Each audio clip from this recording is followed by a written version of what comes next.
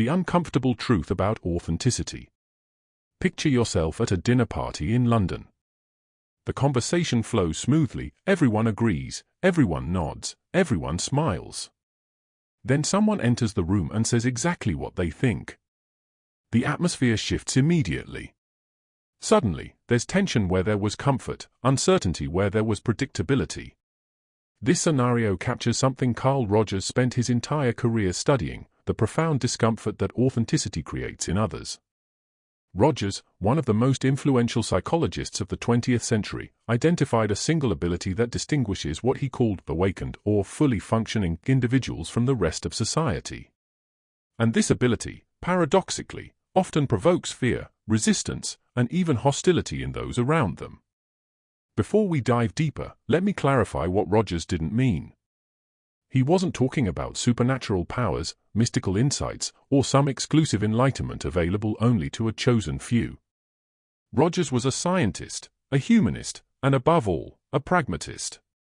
When he spoke of awakened people, he was describing individuals who had developed a specific psychological capacity, one that is simultaneously simple and extraordinarily difficult to maintain.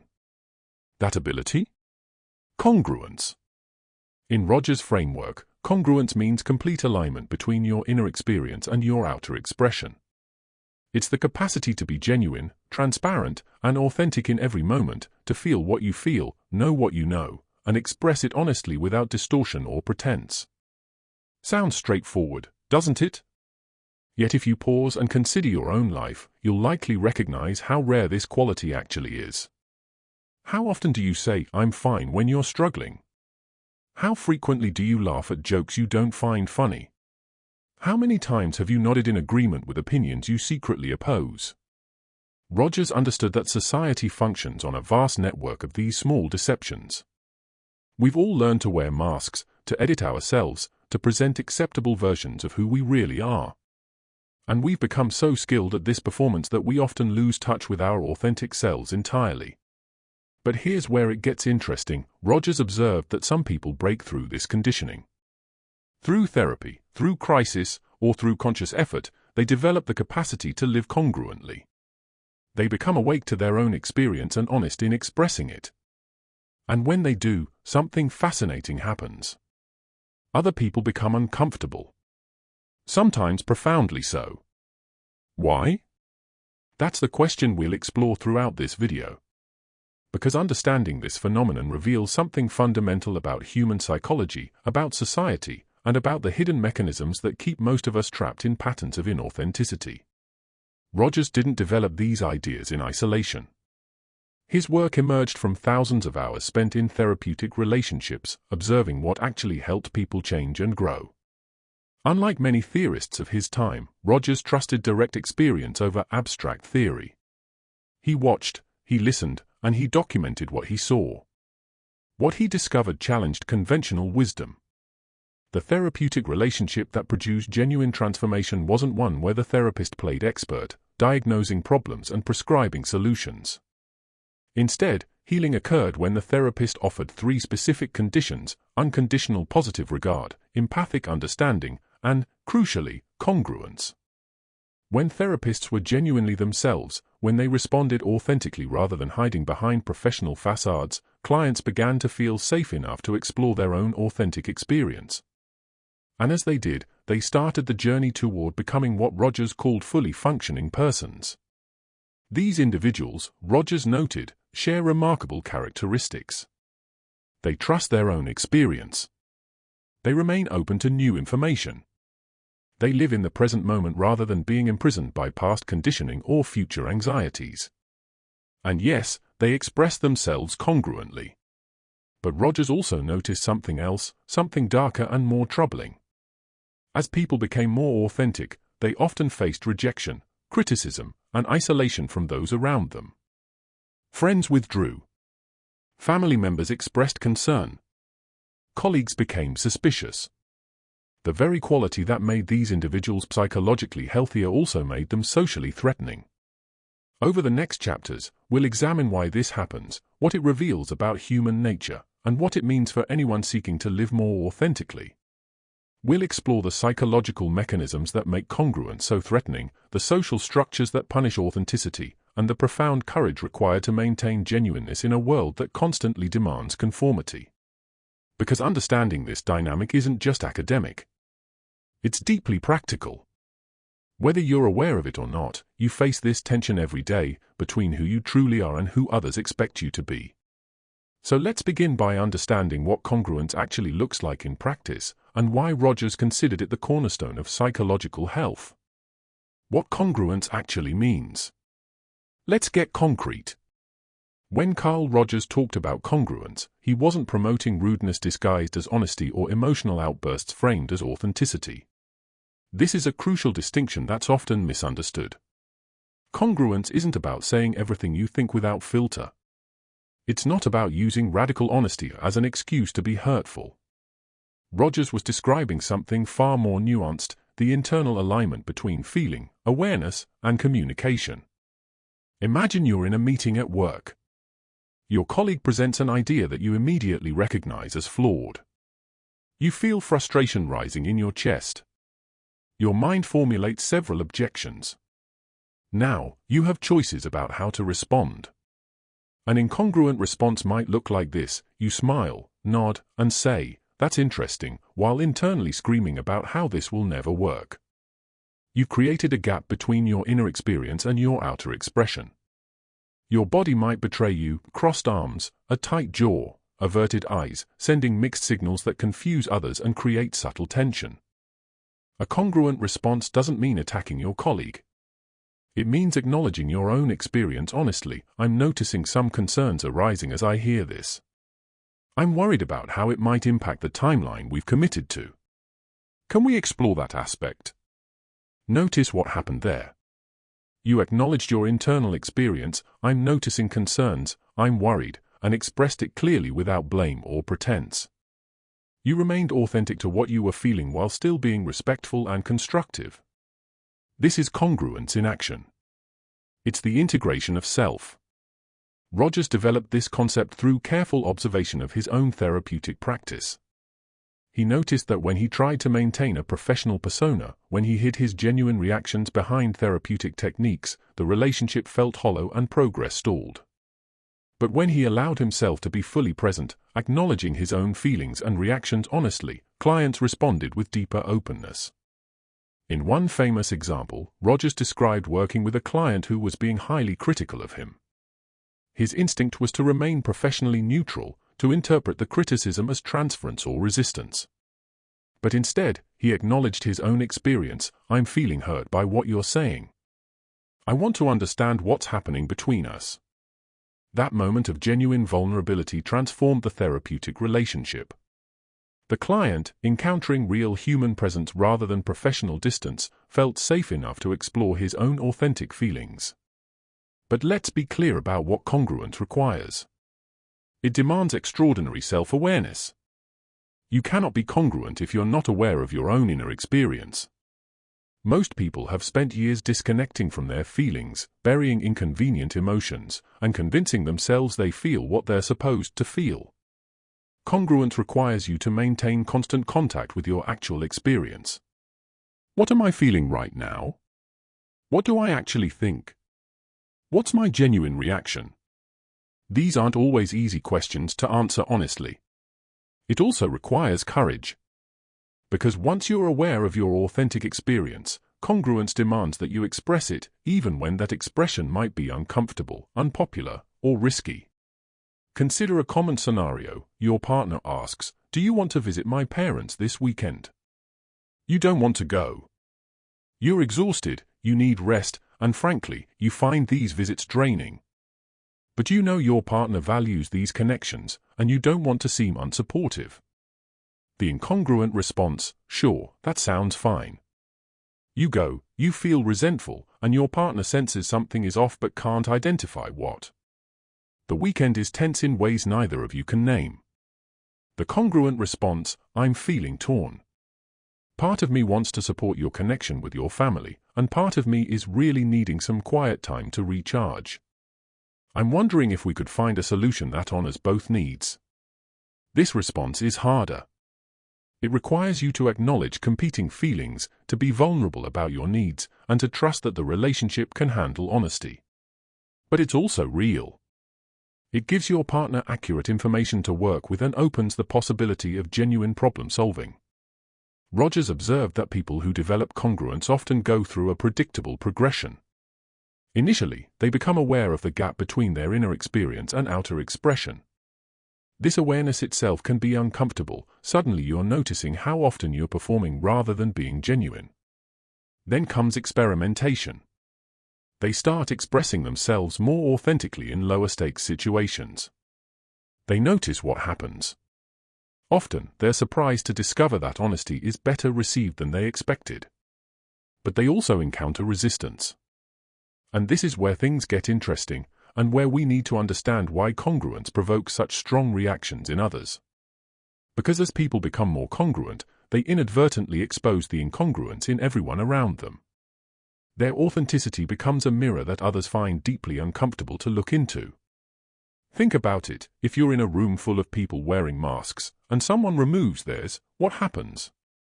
Everyone else suddenly becomes more aware of their own masks. The contrast creates cognitive dissonance. It raises uncomfortable questions. If they can be genuine, why can't I? What am I hiding? What am I afraid of? This is why Rogers noted that awakened, congruent people often face resistance that seems disproportionate to their actual behavior. They are not necessarily doing anything wrong or offensive. They're simply being real, and that realness threatens the elaborate systems of pretense that others have built. A congruent person in an incongruent environment is like a still point in turbulent water. Their steadiness highlights the chaos around them. Their authenticity reveals the performance others are maintaining. And people don't thank them for it. Rogers understood this dynamic deeply. He saw how families would subtly punish the member who started speaking honestly. How workplaces would marginalize the employee who stopped playing political games. How social groups would exclude the person who expressed genuine disagreement. The question becomes, why? Why does authenticity threaten people so profoundly? To answer that, we need to understand the psychological mechanisms that congruence activates in others, mechanisms rooted in fear, shame, and the fragile structures of identity that most people spend their lives protecting. The mirror effect, why your authenticity threatens others. There's a phenomenon Rogers identified but rarely named directly. Congruent people function as psychological mirrors. And most people don't like what they see in that reflection. Let me illustrate this with a real pattern Rogers documented repeatedly in his clinical work. When a client began making genuine progress toward authenticity, when they started living more congruently, their relationships often deteriorated before they improved. Family members who had previously been supportive suddenly became critical. Friends expressed concern that the person was changing or becoming selfish. What was actually happening? The client's growing congruence was exposing the incongruence in everyone around them. And this exposure triggered defensive reactions that had little to do with the client's actual behavior. Consider Sarah, a composite of several cases from Rogers' work. She'd spent her entire adult life being the easygoing one, always agreeable, never complaining, perpetually accommodating. Through therapy, she began recognizing how much resentment she'd accumulated by constantly suppressing her own needs and preferences. As Sarah became more congruent, she started expressing herself more honestly. Not aggressively, just genuinely. When friends suggested activities she didn't enjoy, she'd say, "That's not really my thing, but I hope you have a great time." When family members made demands on her time, she'd respond, "I'm not available for that, but here's what I could do instead." Her behavior was reasonable, mature, and healthy. Yet the reactions she received were intense. Her mother accused her of becoming cold and distant. Friends complained she was not the same person anymore. Colleagues who'd previously relied on her unlimited availability expressed frustration. Why such strong reactions to such mild changes? Because Sarah's congruence forced everyone around her to confront their own inauthenticity. Her mother had to face how much of their relationship was based on Sarah's compliance rather than genuine connection. Her friends had to recognize they'd valued her willingness to go along rather than her actual preferences. Her colleagues had to admit they'd been exploiting her inability to set boundaries. Sarah's authenticity didn't attack anyone, but it removed the convenient fiction that these relationships were based on mutual respect and genuine caring. The mirror she held up reflected uncomfortable truths that others weren't ready to see. This is what Rogers meant when he observed that awakened people frighten others. It's not about supernatural abilities or threatening behavior. It's about the psychological discomfort that authenticity creates in those who are still hiding. The mechanism works like this: most people construct elaborate justifications for their incongruence. I have to pretend at work, that's just professional. I can't tell my family what I really think, it would hurt them. I need to go along with my friends, otherwise I'd be alone. These justifications form a protective psychological structure. They allow people to live inauthentically while believing they have good reasons for doing so. But then they encounter someone who isn't following those rules. Someone who's expressing themselves genuinely without apparent catastrophe. Someone who's setting boundaries, speaking honestly, and living authentically, and surviving. That person's existence challenges the entire structure of justifications. If they can be authentic and be okay, what does that say about my reasons for hiding? If they can express disagreement and maintain relationships, what does that reveal about my people-pleasing? The cognitive dissonance is profound. And most people resolve it not by questioning their own patterns, but by attacking the person creating the dissonance. This is why congruent people are often labeled as difficult, too intense, overly sensitive, or selfish.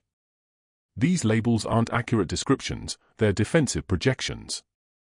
They're ways of dismissing the uncomfortable mirror rather than looking into it. Rogers noticed this pattern extended beyond individual relationships to entire social systems. Organizations, communities, and cultures develop their own norms of acceptable inauthenticity. There are implicit rules about what you can say, what feelings you can express, what opinions are acceptable. When someone violates these norms by being genuinely themselves, the system responds with pressure to conform. Sometimes this pressure is subtle, quiet exclusion, concerned comments, gentle suggestions to tone it down. Sometimes it's overt, criticism, ostracism, or active punishment. In British culture specifically, relevant to Rogers' later years spent lecturing in the UK, there's a particular emphasis on maintaining surface harmony. The cultural value placed on being polite, reserved, and not making a fuss creates strong social pressure against authentic expression. Someone who expresses genuine emotion in a British context might be labeled as making a scene or being dramatic. Someone who directly disagrees might be considered rude or confrontational. The cultural norms themselves enforce incongruence. Rogers observed that people raised in such environments internalize these restrictions. They develop an internal critic that punishes them for authentic expression even before the external world does. Don't be so emotional. You're being too much. Nobody wants to hear that. This internal critic serves as a preemptive defense against social rejection. But it also imprisons people in patterns of inauthenticity that gradually erode their sense of self. The awakened person, in Rogers' framework, is someone who has recognized this dynamic and chosen authenticity despite the costs. They've accepted that being genuine might mean facing rejection, criticism, or isolation.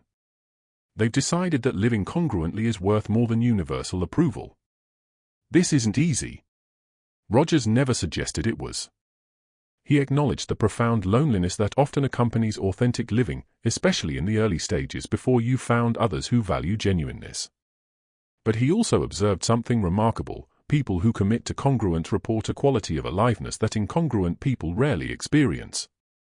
There's a vitality in living authentically, even when it's difficult. There's a sense of integrity, of being whole rather than fragmented, that compensates for social discomfort. Moreover, Rogers noticed that congruent people eventually attract others who are also seeking authenticity.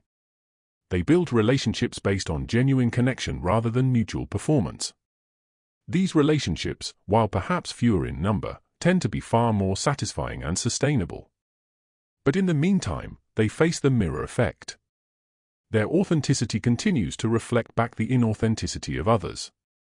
And others continue to react defensively. The question becomes, how do social systems maintain incongruence as the norm? What mechanisms enforce conformity to inauthenticity? And why is this conformity so important to the functioning of society as we know it? Understanding these dynamics reveals why Rogers' ideas were considered radical in their time and remain challenging today. The social contract of pretense. Carl Rogers recognized something that most social theorists miss: society functions on an implicit agreement to maintain certain levels of pretense. This isn't conspiracy, it's coordination. And it's largely unconscious. Think about the rituals of everyday British social interaction. When you pass a colleague in the corridor and they ask, "How are you?" there's an expected response, "Fine, thanks." You?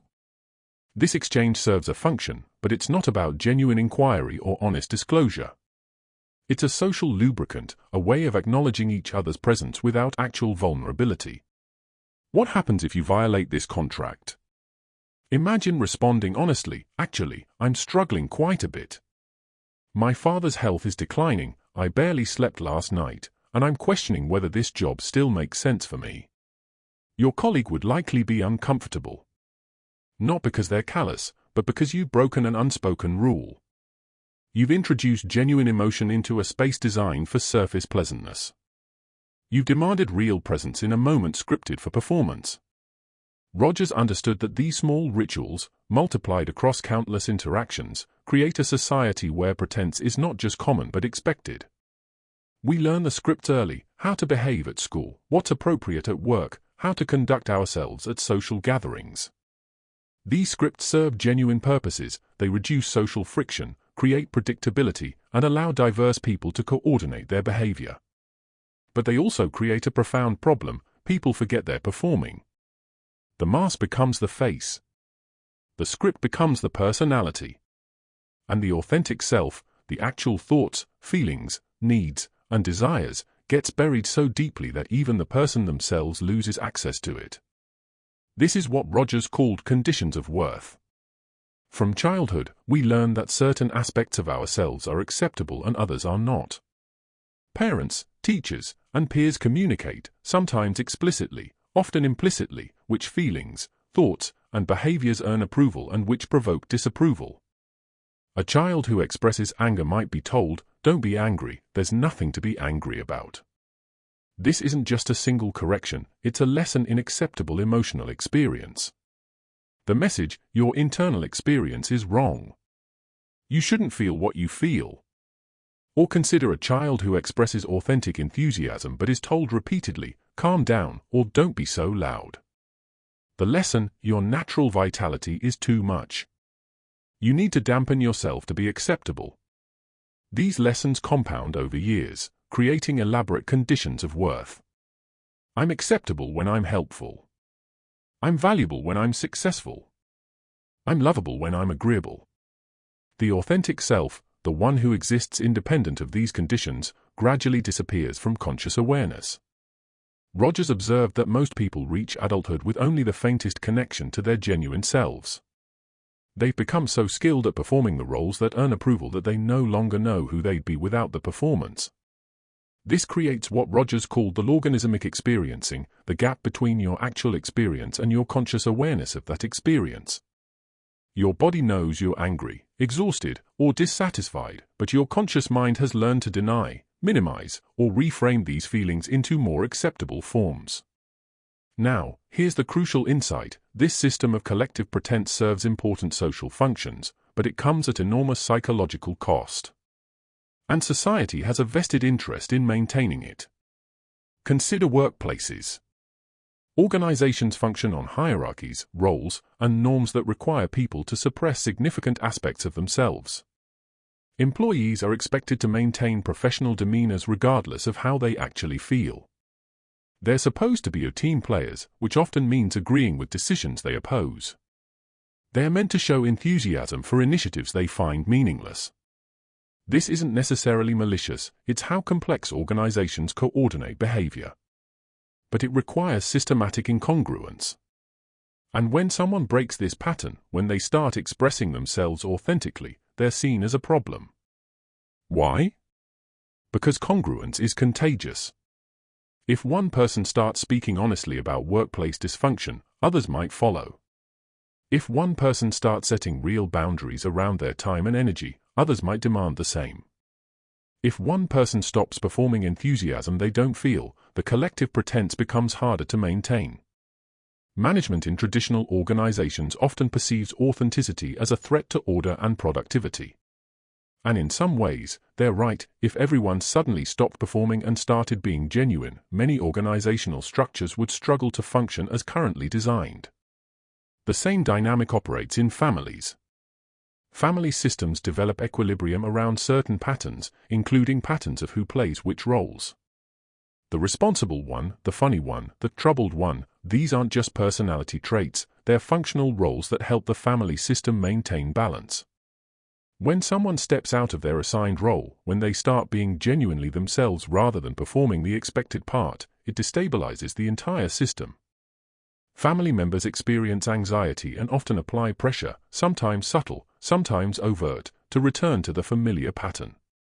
Rogers documented numerous cases where clients making genuine therapeutic progress faced enormous family resistance. Not because the family wished them harm, but because their growth disrupted the family equilibrium.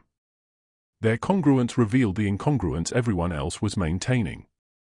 In British society particularly, Rogers noted strong cultural mechanisms that enforced this social contract of pretense. The emphasis on keeping a stiff upper lip, on not imposing one's problems on others, on maintaining reserve and privacy, these cultural values, while sometimes serving positive functions, also enforce emotional suppression and discourage authentic expression. Someone who cries openly is making others uncomfortable. Someone who expresses anger directly is causing a scene. Someone who shares genuine struggles is oversharing or being inappropriate. The culture itself polices authenticity. This creates a paradox. We claim to value honesty, authenticity, and being genuine. Yet our actual social structures punish these qualities and reward conformity to expected performances. Rogers argued that this paradox creates widespread psychological distress. People sense the gap between who they truly are and who they're expected to be. They feel the strain of constant performance. But they often can't articulate what's wrong because the language of their culture doesn't acknowledge the problem. Instead, this distress manifests as what Rogers called incongruent symptoms: anxiety, depression, a sense of emptiness or meaninglessness, feelings of alienation. People seek therapy not because they have specific pathologies, but because they've lost touch with themselves. The therapeutic process Rogers developed aimed to reverse this alienation. By offering unconditional positive regard, acceptance without conditions of worth, he created a space where clients could safely explore their actual experience. By being congruent himself, he modeled that authenticity is possible and survivable. But here's what he discovered: as clients became more authentic, they often had to renegotiate or even leave the social contexts that required their inauthenticity. The growth process sometimes meant leaving jobs, ending relationships, or distancing from family systems that couldn't accommodate their genuine selves. This isn't a failure of therapy, it's a recognition that individual psychological health sometimes conflicts with social system requirements. And this conflict reveals the fundamental tension Rogers identified between the needs of society and the needs of the individual self. So what happens when someone chooses their authentic self over social approval? What's the actual experience of living congruently in a world designed for performance? That's what we'll explore next: the practical reality of awakened living and why it requires extraordinary courage. The courage required for authentic living. Let's be direct about something Carl Rogers emphasized, but that often gets lost in abstract discussions. Living congruently requires courage that most people never have to access. It's easy to admire authenticity in theory. It's profoundly difficult to practice it when facing real consequences. Rogers documented this repeatedly in his clinical work. Clients would have breakthrough moments of self-awareness, sudden recognition of their authentic feelings, needs, or desires. They'd feel liberated, energized, certain they were finally seeing clearly. Then they'd attempt to live from this newfound authenticity. And they'd immediately face resistance from partners, from employers, from friends, from family. The backlash would trigger deep fears: maybe I'm wrong. Maybe I'm being selfish. Maybe I should go back to how things were. This is the courage test. And many people, Rogers observed, retreat back into incongruence at this point. Not because they're weak, but because the costs of authenticity become tangible and frightening. Consider Mark, drawn from Rogers' case files. He'd spent 15 years in a career that looked successful from the outside, good salary, respected position, clear trajectory. Through therapy, he recognized he felt dead inside. The work held no meaning for him. He'd chosen this path to please his father and impress others, not because it aligned with his actual interests or values. This recognition was both liberating and terrifying. Liberating because suddenly his chronic dissatisfaction made sense. Terrifying because the implications were massive. If he was going to live authentically, he'd need to make radical changes. When Mark shared his realization with his wife, her reaction was immediate and negative. "You want to throw away everything we've built? How will we pay the mortgage? What about our children's education?" Her fear was understandable, for Mark's income supported their lifestyle. His career change would affect the entire family. His father's reaction was worse. "I sacrificed everything to give you opportunities one never had, and you're going to waste them."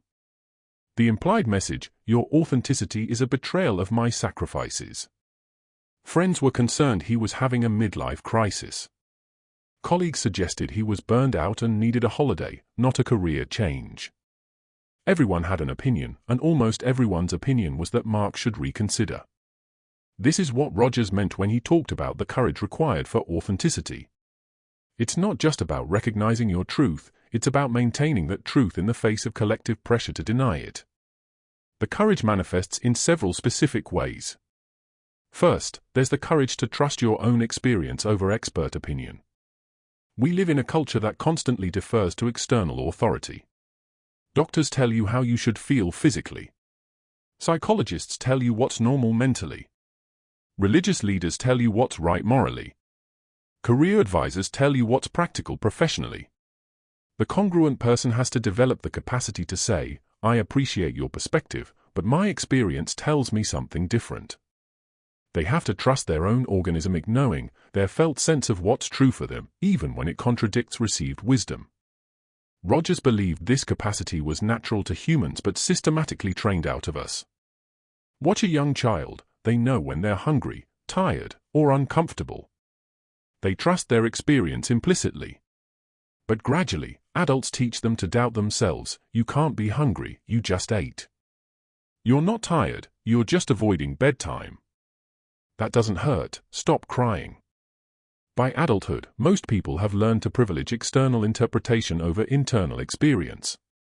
Becoming congruent requires reversing this training, and that takes courage. Second, there's the courage to disappoint people. This might be the hardest part. Most of us have deep conditioning around being good, and being good usually means meeting others' expectations, pleasing authority figures, and maintaining approval. Authenticity often means violating these expectations. It means saying no to requests you'd previously accommodate. It means expressing needs that might inconvenience others. It means sharing opinions that might disappoint or upset people you care about. The fear of disapproval runs deep.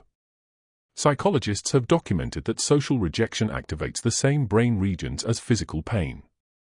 We're wired to seek belonging and fear exclusion. Going against the group triggers primal anxiety.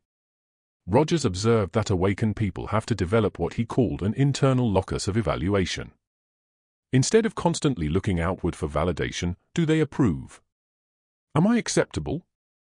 Have I met expectations? They develop the capacity to evaluate themselves by their own standards. Am I being true to myself? Am I living with integrity? Am I honoring my own experience? This doesn't mean becoming callous or indifferent to others. Rogers was clear about this. Congruent people often care deeply about others, but they don't sacrifice their authenticity to maintain approval. Third, there's the courage to tolerate uncertainty. Incongruent living, for all its problems, offers predictability. You know your role, you know the script, you know what's expected. There's comfort in that structure, even when it's suffocating.